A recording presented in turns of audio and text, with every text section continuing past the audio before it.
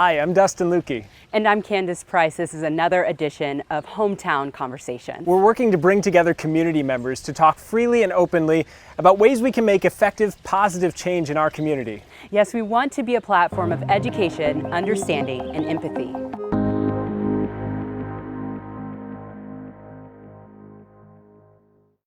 Thank you both for joining us for this hometown conversation. We have Kim Smith, the mayor of Onalaska, and Jessi Ebben, who ran as the Republican candidate for the 3rd Congressional District this year. Again, thank you both for being with us. And I think it's telling, Candace, that we have so many women involved in politics right now. Jessi, I know you recently posted something on Twitter about all of the women who were elected to Congress this year across many different metrics, a historic year.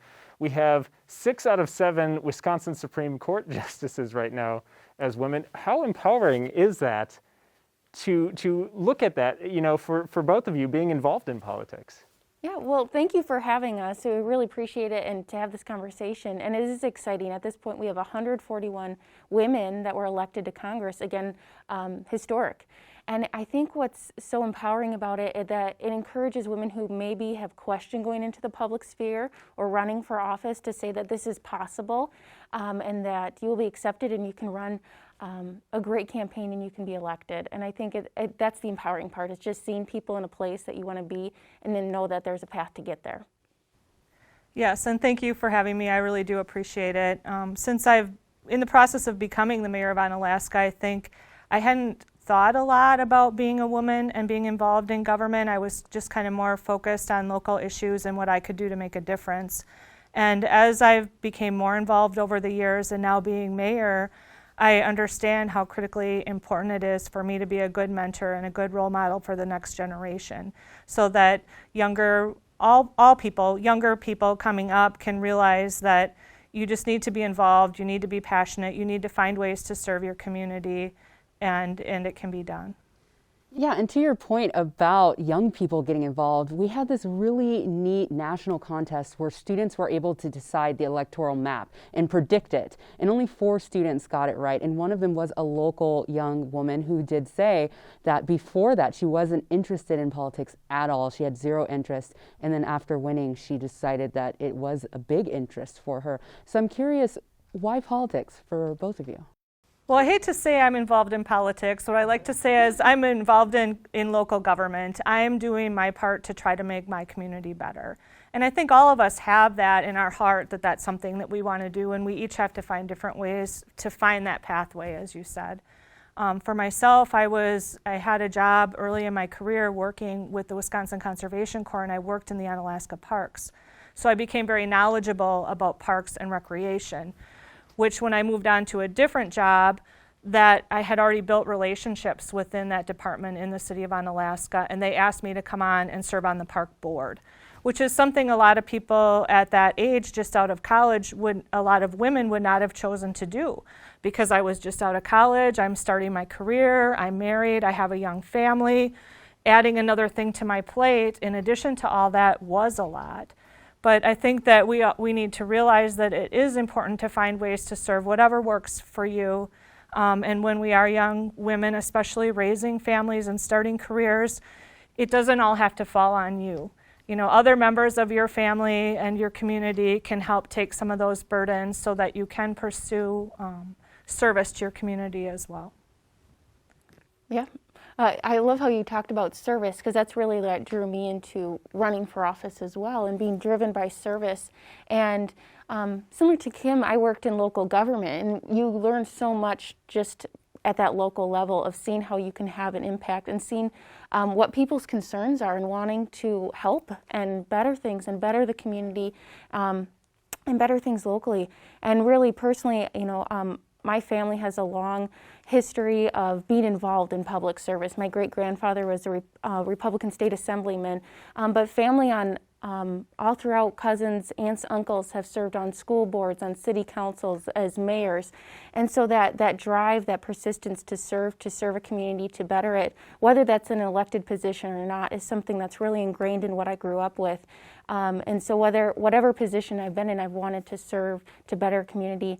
And this is an opportunity to run for an office, but I know I'll continue to work to serve and to better communities and do that in the public sphere. Yeah, and with both of you having experience in local government, and I feel like that's really the grassroots. That's where stuff gets done, because that's where the buck stops ultimately.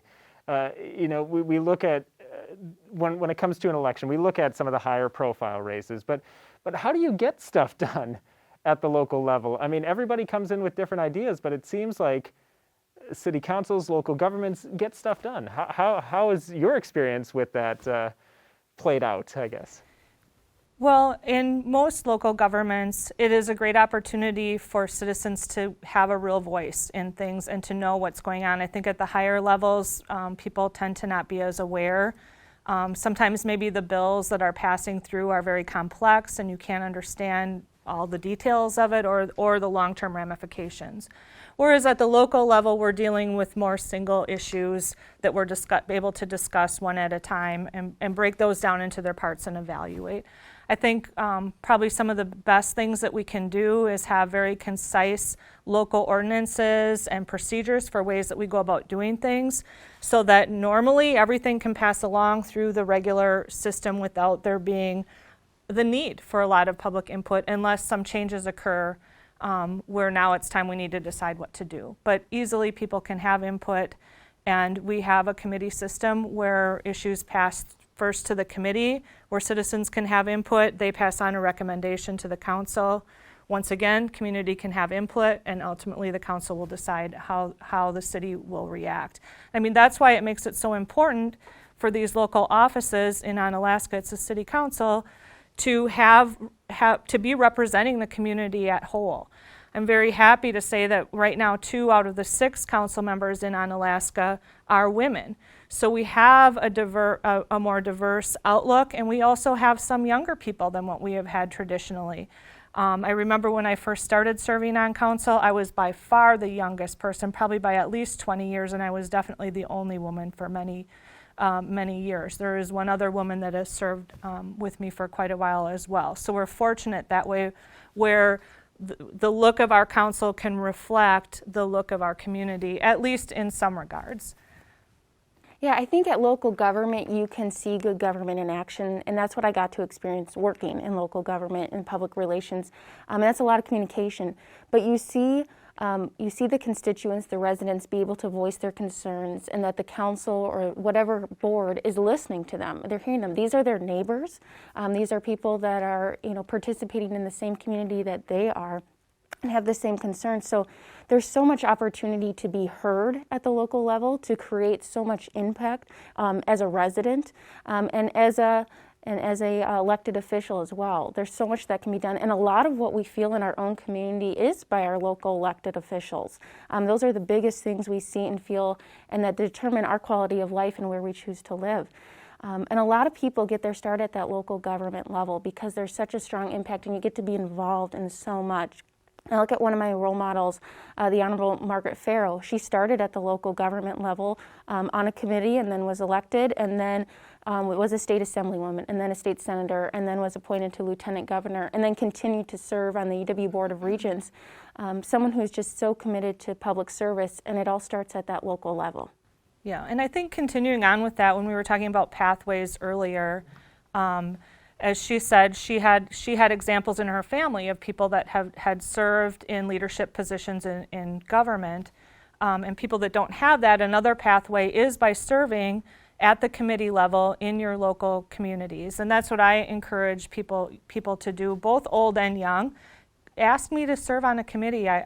They're served by mayoral appointment, and we're not overrun with people asking to serve. So by all means, if you're not turning people away at this point from if you want to get involved, reach out to someone, attend some of the meetings, see what's going on. Everybody can do that, and we do have liaisons with our school district as well, so that we can reach into those schools and get people involved, because probably the number one question I have when knocking on doors is, you're running for what? What is that? And what district am I in? They don't even understand like what an alderperson does. So therefore, how could we promote other people in our community to want to follow that path? But it isn't easy. It isn't like sometimes reality TV shows or even the plot in a good novel where it follows this specific path and there's this dramatic crossroads and you make your choice and then it's all laid out. I mean, real life doesn't work like that. It's very complex and there's lots of choices along the way and there's lots of mistakes that we've all made, but those are learning opportunities. So I encourage people just to try it, see what works for you, and to keep at it. There's many, many pathways, but most of them are long and not always easy. Yeah, to that point, Jessi, you did say that you had other people in your family that you looked to as examples. Were any of those people women? And do you feel or think that having those examples of women in politics is important for generations to follow? Yeah, I think women as a role model is great. I mean, my mother is a teacher and she's always been a strong leader in our community and advocating for students, advocating for the best for our schools. And so I just watched her, and my grandmother wasn't elected, but she was, volunteer of the year in her community. Again, that service orientation still played a role. And I was very much encouraged, talking about getting involved at a young age, to participate in 4-H. And that's what drove me into really seeing the public sphere and in government, because I had opportunities from a small rural community in Wisconsin to go out to the East Coast to see where our country was founded and started on the American Sphere trip. And then there's a trip called the Citizen Washington Focus, where you get to go to Washington, D.C., and again, see government in action, opportunities that aren't always available, but because of 4-H, because of a program that opened those doors. Other people, it is that one issue. Maybe it's drawing a map. Maybe it's getting involved through student council with the school board. There's a pathway. It's different. It's everyone's political journey or public servant journey is very different and very much catered to where they're passionate and where kind of their life took them as well. So it's always interesting to see and ask how people got involved or what drove them, because everyone's so unique in that sense. And I do get excited about younger generations because there's a lot going on right now and people are seeing the opportunity to get involved, whether they can even vote yet, 17-year-olds, 18-year-olds, and then younger than that and older than that are getting involved in one way or another, and it's really exciting. And I think they're starting with where they're passionate about to begin with. And I think you hit on something right there that speaks to me a lot. It's when you start to see that you're having an impact, you're making a difference, your voice is being heard, that I think that really sparks something like, hey, maybe I want to do this a little more and get involved. So I with that, though, in volunteering and community service, I feel like there's a little difference because there's a little less scrutiny. When you're in the political sphere, there's a lot of scrutiny, I imagine. How do you deal with that personally? That's a good question, and that's something you can be warned about, and then until it truly happens, you're like, oh, this is what they're talking about, okay? And I think you just have to know that you are doing what you are called to do. That your name's going to be out there. You know that you're going to be criticized, and that's for anyone in the public sphere. It's kind of the name of the game, but that is the risk, and that's just part of the process of being out there. You can do a lot of good. You can get your voice out there, and you can carry other voices with you and amplify them and do the work that the residents or the constituents want you to do and are calling for. But with that, there's always going to be pushback, because there's so many opinions, there's so many driving forces, and you just kind of put that armor on and keep going forward, and obviously listen to the critics, because again, you're a representative, you got to hear both sides. But when it gets really personal, just put on the armor, forge ahead, know that you're in the right. Yeah. Do you have a lot of scrutiny at the local level, or I guess how do you deal with it? Yeah, I guess I have a couple things I'd like to say on that topic. Number one, and I think this is something that America as a whole is going through right now, is that an election is one thing. An election is about me versus you, and it focuses on differences. But when you're actually elected to a position, then those differences need to get put aside, and the winner of the election needs to realize that they're representing all of the people. So in Onalaska, when I was elected, I tried to take away some wins for myself of what my opponent was saying, how he was promoting himself and the things that he was going to do, because he had a large following. It was a fairly close election, as local elections usually are, and I know that the people following him felt those things were important. So to me, I know those are things that I need to focus on, and I also know that those people are also part of this community, and I need to make sure I'm representing all of them. So I try really hard to do that, represent the entire people that you're elected to serve. I mean, I also wanted to mention, it's interesting because we spoke before when you were running against Terry Bauer, and you were mentioning that you do have experience in the community, that you were already sort of filling in the role, right, and that your opponent didn't have that background. So I think that's interesting that the race was so close, and I wonder if you think that gender played a role at all. Well, I definitely think it does, but I prefer not to focus on that, because I think we need to shine the light on the things that are good and are right. And I do think there's been so much change in our society as a whole, and I think that women have made great strides. And I try to just focus on the fact that we are each unique individuals, whether we're a man or a woman or educated to some certain level or have a skill, whatever that is, we are each unique individuals. Every single one of us are, regardless of that. So I try to just focus more on that, use my experience as my strength, remain calm, run meetings as well as I know that I'm confidently able to do, and be a strong leader. And most importantly, I guess for all of us, we're representing people, so we have to be good listeners. So always be compassionate and listening and really hearing what people are saying. When it comes to criticism, we're all open to that. I mean, anyone who puts herself out in the public, there's going to be a positive, there's going to be a negative, and you do need to have a thick skin, even if it feels personal, even if it hit on a sore spot or something you're already sensitive about. I try to not let that show. I feel like, this is defense. The best defense is a strong offense. Just pretend like it didn't happen as much as what I'm able to, or if it's significant, address it and call it out. I mean, there's nothing complex about simple equality, right? And so I try to do that, and I also try to use it to my advantage in some cases. I mean, I am a recognizable person in the community now, and Onalaska isn't that big, so I think it's to be expected that I'll go places and people will recognize me, and I want to be approachable and let them know that they can come and talk to me, even if maybe it is something negative. I'm glad that they tell me, because then I can act on it rather than if they wouldn't have said anything and I never knew. Right. And I think it's something you both have touched on now. People will always come from such diverse backgrounds, life experiences, and there's a lot of divisiveness that comes from that. But how do you encourage people to come together like this? Because this is what we're trying to do, is to bring people from different backgrounds together and have these conversations. So how do you encourage people to maybe talk about some of the subjects that are tougher to talk about and come together and have that discussion, rather than a kind of sniping back and forth that we sometimes see online, for example? Yeah, I think when it comes down to it, we have a lot more in common than we do different. And there's always common ground to find. And I think finding that common ground first is what's so important. So there's always going to be issues that people are going to disagree on. But I find conversations go very well when you can find, okay, what do we have in common? Where are we coming from?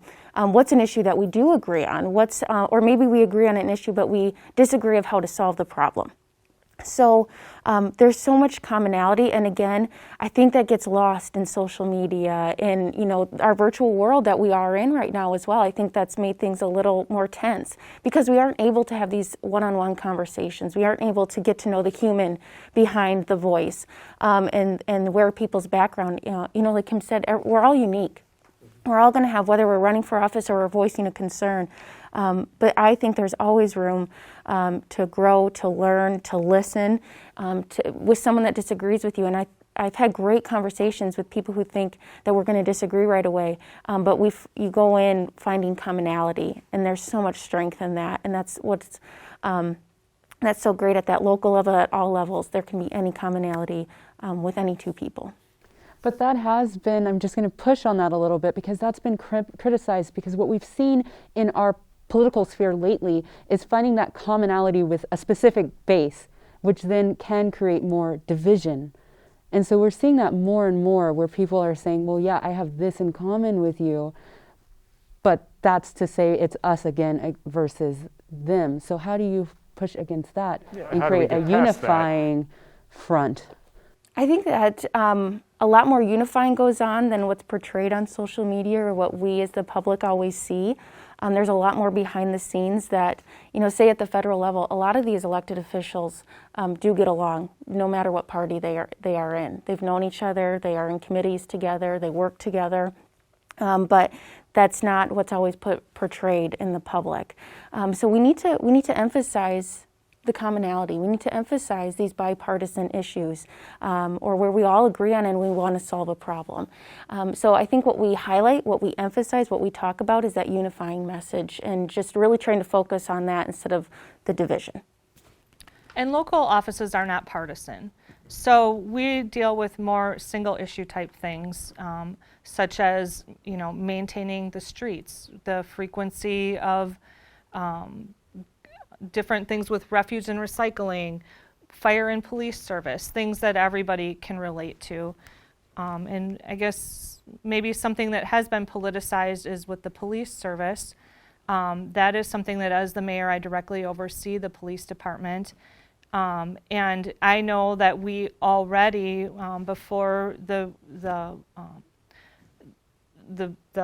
media outbreak earlier this year and some of the tragic and terrible events that happened, we already have very strict policies in place regarding how the police officers conduct themselves in a manner. But when something like this happens, we want to be listening, we want to hear, and we want to be reactive. And so we have made a priority to get our police cameras to both protect them and the citizens that they serve, so that the real truth can be known if an unfortunate incident were to occur. Yeah, it's just, I mean, I keep going back to this because, you say you can't talk about politics and religion, right? Those are the two big topics you don't bring up at Thanksgiving dinner, right? But we have, even within our own families, I know my family, there are people who disagree politically on both sides, but still have that unifying commonality, their family. We are all Americans. We're all residents of Western Wisconsin. So I think, to your point, Jessi, yeah, we can find that common ground. But so where do you encourage people to go? I mean, I know we've talked about getting involved in local government, but I guess how do you advise them to approach a conversation when maybe it is getting into that vitriol that we see? That's tough. I mean, because again, each person, I think the better you know a person, the better you are going to be starting that conversation of approaching them. I think being upfront and say, okay, we disagree on a lot of stuff, but let's talk about what we're passionate about. Okay, we're both passionate about this, topic A. All right, so what do you think the problem is, or what do you think the solution is? And really pull the politicians out of it and talk as constituents, as residents. Talk about what you personally think could be done, because you know that issue well. If you're passionate about it, you likely know that issue well. And kind of come to that kind of teamwork type sense of, okay, we both are passionate, we both want to solve a problem, let's kind of work together on this. And you have to go into the framework of that teamwork, of that togetherness. It is tough, but it is possible, and it's humbling too, because you have to be willing to listen and really hear someone out, knowing that you likely disagree with them, but not on all parts. Because if you are truly listening, you might catch those snippets of, okay, well, I agree with you there. Let's work on that. Let's talk about that more. Because once people kind of have that breakthrough, there's kind of this peace that goes over a conversation, and it's possible. It just takes that diligent work and that patience as well. But coming at it wanting to really have a peaceful resolution as well. I think if you can do that's nice, but sometimes you just can't. I mean, I think you need to respect the fact that not all people have the same opinion as you, and that's okay. We just need to go about our business in a civil manner. And to channel one of my mentors, Rick Kite from Viterbo, he is the one that I'm getting this idea from, is that part of the reason we are having difficulty having conversations is because we're having difficulty agreeing on what the truth is, the actual facts of the situation. We have different groups of people operating with different groups of truth, and we don't really have a good solid way to say this is the truth. We don't have that, and so we're just kind of left with each of us having our own opinion based on the group of truths that we believe to be true, and there's not really a good way to create a bridge across that. So I do think this is a very unique time in American history. Besides the pandemic, I think that our democracy is at a point of evolution, trying to catch up. It's been 100 years since women have achieved the right to vote. Normally, such a momentous thing would take a generation. Here we are 2 generations later, and we're looking at our representation in local and national government, where we're not seeing half of the people, half of the women and half men, providing representation for the community they serve. So I think this is a pivot point for our country, and we can seize that at the local level and make sure that our government is working as our vision portrays it to be, which I hope allows people to have differing viewpoints and still live in harmony, because we all want to have a successful, thriving community. We all want our neighborhoods, to be places where we enjoy living. These are things we can easily agree on, and hopefully will help bring us into the next era of American history. We've had women run for vice president before. That's not new, but we now have a female in that role. And that is significant simply because it hasn't happened before, no matter what we think about that person. So I'm curious if we think that will have a forward positive movement of getting more women or young girls interested. And then at the same time, I'm curious about this statement, what you all take away from when people say something like, women govern differently. Is that true? Can a whole gender really govern differently from men? Do you think that has any basis in truth? Or what do you think about that statement in general? I've heard a lot of different people say that. So. Well, first of all, I think that having an American vice president absolutely already has had a difference. And it will continue to have a difference as the vice president assumes her role and starts executing her duties. I don't know her. I'm hopeful. I'm hopeful that she is a strong vice president and fulfills the role very successfully, and that gives hope for everyone else. When it comes to women leading differently than men, once again, that's making a broad stereotype. That's like saying all men are members of the good old boy club. Is that true? No, that's absolutely not true. So as a sweeping stereotype, I'll say no. But specifically about me, myself, I think that as compared to most male counterparts, I tend to be more reflective. I tend to be, although I am very self-confident, I analyze my own actions and how they affect other people, maybe more than I've observed some of my other male counterparts. And I also can draw back on one of my past elections, not the mayoral one, but a previous one. I was running against a male, and in a news statement, the person said you should vote for me. This is what the other person said. You should vote for me because my opponent believes in inclusiveness, diversity, progressivism, and is an environmentalist. And I read that article and I was like, okay, wait a minute. So I think all people in our community should have a voice. I think we have an ethical responsibility to our environment, and to me, progressivism implies staying in tune with the times and staying up to date and enjoying new ideas. Like, that isn't something that I take as a criticism. I take that as a compliment. So if that is related to me being a woman or not, I'm not quite sure. But I definitely believe in those things. Yeah, to kind of highlight a few points, you know, being a woman in Wisconsin is very exciting because we have a long history of supporting women in government. We were the first state to ratify the 19th Amendment, allowing women to vote. That's exciting, and I think that shows that Wisconsin has never really shied away from having women involved.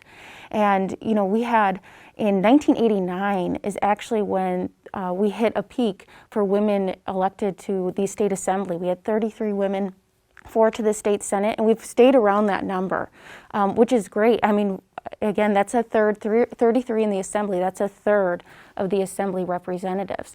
And so that's more than 20 years ago. It's more than 30 years ago. We've done, lose my math there. We've done, you know, so we've, especially being in Wisconsin, I'm thankful because we've done such a great job of empowering women and including them in governmental process, whatever level of government that is, local or state, and really championing that. And I'm so thankful for all the women who have come before, who have made that happen, who have paved the way, who have gotten elected at various levels of government, so that when other women run, it's not like, oh, she's a woman running, or she's that unique individual that has a unique experience, and looking at them as more of a candidate instead of that tokenized look. And so with the past that we have and with the future that we're going to have, there's a lot of opportunity.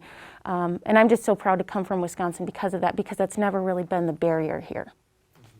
Yeah, and looking at anytime there's an election and there's somebody who's won, somebody who's lost, whatever the results play out as, there's always that time when I think people, the vast majority of people are over it and don't want to get involved. But I think, based on what I'm hearing from both of you, that's even more crucial to get involved, especially at the local level. So how do you encourage people who are maybe saying enough is enough now to just, no, you now's when you need to talk to your local council, go to meetings and get involved? How do you encourage that? Yeah, I think while the topics are fresh, I mean, the election is still fresh. It was, all these elections feel longer and longer, but what's coming down the pipeline, and why I think we're seeing so many young people get involved too, is that they're very concerned about the future of our country, the future of our state, the future of their community. And so this is an opportunity to seize that energy. And so I want to do the best possible to let people know where they can get involved, that I've learned along, you know, my life, or where I've seen other people, as I learn about their political stories and where they got involved. Is it a park board? Is it the school board? Is it, you know, the planning commission of their local community? Or is it the county board? There's so many areas to see. Where are you interested? Do you want to get involved? And a lot of people go, I don't know where to start. A lot of these commissions that aren't elected positions, they're taking applications right now. So look at your community, look at the county you live in, see if something, you know, sings out to you, and then feel free to ask questions to those you know who are involved as well. There's a lot of opportunities, especially right now as things are getting settled, as everyone rolls into a new session, to get people involved. But I think it's just directing and helping guide people in where that is. Acting as a mentor. Yeah. And I think another opportunity that's come out of the pandemic is things being so virtual. That makes it very possible for you to attend a meeting as though you were in the room without actually going there.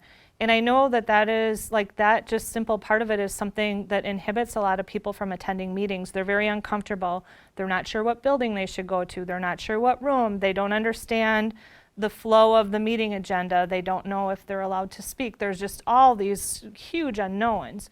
Whereas right now, a person can attend virtually very easily. It's commonly done, and just kind of be in the comfort of your own home, not taking a big risk, and just take a peek at what's going on in your government, whether it's local government or at the higher levels. It's very accessible to people right now. I think that's a great point. I think that's the great silver lining, is that people have found accessibility to a lot of these public meetings, because there's a lot going on, so there's a lot of interest. So I hope that people continue to participate, whether it's their voice or getting involved in one way or another. And we get that added level of transparency when you can just jump into this meeting and see what happens, instead of, like you said, that barrier of maybe not knowing where to go or turning people off from it. If you can just click into it, there it is. And I think that this is also, we're discussing right now in the city of Onalaska what our policies going forward on this are going to be. Because I think the ability to attend meetings virtually will open the possibility of service to more people. For example, someone with a baby at home could serve on a committee without needing to find alternative childcare. Hope for nap time, but I mean, you could do it. Or people with other maybe physical limitations or whatever the reason may be, it will open it up to more people. So that I think historically, serving on city council, being the mayor, it was something that was reserved for retired older men, right? And so that is a stereotype that I know in Onalaska and probably many areas, that stereotype is gone. That isn't true anymore, and virtual meetings make it even more possible for anybody to have access to local government. Jessi, I wanted to ask you, since you ran for the 3rd congressional seat, which was very ambitious, what do you see as next for you? What are you hoping for? That's a good question. I mean, there's definitely that passion still there. And I ran because I saw an opportunity to serve at a unique time. And that passion still's there. I still care about the issues.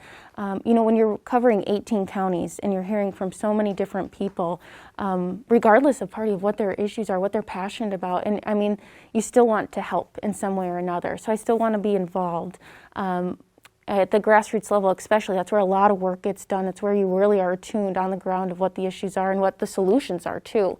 So I want to help local candidates get elected. That's the round of elections coming up in a lot of areas. However I can do that, whether it's guidance or going out and knocking doors with them and greeting the people and meeting people where they're at. So I'm going to stay involved, stay kind of pulsed on the beat, but we'll see what comes next. But at this point, I just want to kind of do, like you mentioned, help get other people involved, because there is a lot of passion there. I want to make sure we don't lose that energy, because some people are so excited or so driven right now to help make our country better, whatever way they see that to be, and wherever they're involved locally. I want to make sure that we can get people where is a good next step for them as well. Well, I think we've covered a lot of ground in this time. Do you have any parting advice for anybody who might be watching this? Sure, I guess I'll go first. Definitely, I think, just to kind of highlight some of the things we talked about today, the most important thing, I think, is just to be true to yourself. And sometimes the reason it takes a little while for people to become in elected positions is because you have to have a really strong sense of yourself, and not to be put off path by maybe failures or negative feedback. So you do, and how do you do that? You do that by serving in ways that you're passionate about. For my case, I started out in the park board, but as I learned more about the park board, I got involved in different aspects of the finances of city government, and just followed my passions. I was not thinking, all those years ago when I was on park board, I wasn't thinking like I want to be the mayor when I'm older. I didn't think that. And as I grew in my career, I did think that it was possible at some point I might be the mayor, but definitely when it did happen, it was a series of circumstances that prompted me, that gave me the energy and the self-confidence that I needed to go for it. And now being the mayor, I'm happy that I made that choice. I'm happy to serve, and I know I'm making a positive difference in Onalaska. And one of the things I want to do in my tenure as mayor is to make sure that I'm sending out a good message to all people in our community. Each person is unique and has a valuable and unique viewpoint. So to try to be compassionate and serving would be what I would hope for. Yeah, I think that's great of staying true to yourself, finding what you're passionate about, following that path, and you never know what doors are going to open next. It's really, again, every journey is unique, every person is unique, so keep going with what you know, be open to new ideas and new opportunities, take some chances, take some risks, get involved, listen to people, learn from others, find some role models, some mentors, some advisees, and I mean, really, it's kind of unpredictable what can happen in the future, but if you stay true to that, you never know what can happen, and there's a lot of exciting opportunities up ahead. And I just want to add, too, that the mentors are very important. And yes, women mentors are great, but any mentors are helpful. And all along the way, I've had really strong women, you know, encouraging me, just giving me that positive feedback that I needed, that helped me believe in myself sometimes when maybe I wouldn't have otherwise. I hope to be that mentor for other people. Yeah, that's great. Yeah, like I said, I'm so thankful for the people who came before, and you know, State Representative Nancy Vandermeer and State Senator Kathy Bernier. They were great advisees, and just watching their work, and then, like you said, though, men and women who have come along the way and provided a helping hand and guidance. Well, thank you so much for sharing your thoughts and perspectives with us. I hope that people are encouraged to stay involved in the political process and find their own voice in the community and find a way to share it as well. So, Jessi, Kim, thank you. Thank you. Thanks for having us.